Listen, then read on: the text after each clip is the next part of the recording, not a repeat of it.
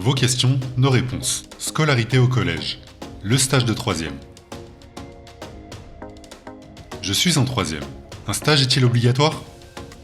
Oui. Si vous êtes en 3e, vous devez faire un stage d'observation, aussi appelé séquence d'observation. Il a lieu en général au 2e trimestre de l'année scolaire. Il dure 1 semaine maximum. Quel est l'objectif de mon stage de 3e ? Ce stage vous permet de découvrir un milieu professionnel, le fonctionnement du monde du travail, les différents métiers. Il doit vous aider à construire vos choix d'orientation. Dans quel milieu professionnel faire mon stage ? Vous pouvez faire votre stage d'observation dans une entreprise, ou une association, ou encore un organisme du secteur public. Par exemple, une mairie, un lycée, un musée national.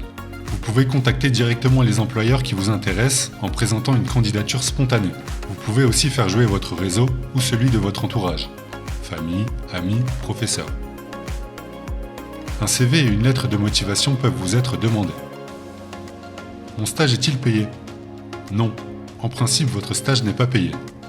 Toutefois, l'organisme d'accueil peut décider de vous verser une indemnité appelée gratification.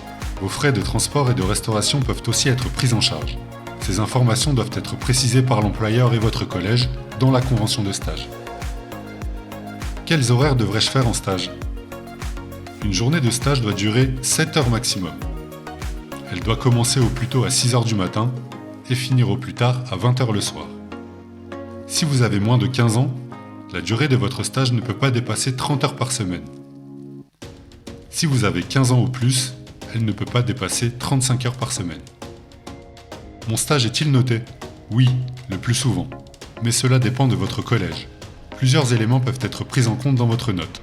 Par exemple, la lettre de motivation rédigée pour rechercher un stage, mais aussi le rapport de stage et sa présentation orale si votre collège le prévoit. La grille d'évaluation remplie par l'entreprise à la fin du stage peut aussi compter. Votre professeur principal vous indiquera les modalités de l'évaluation.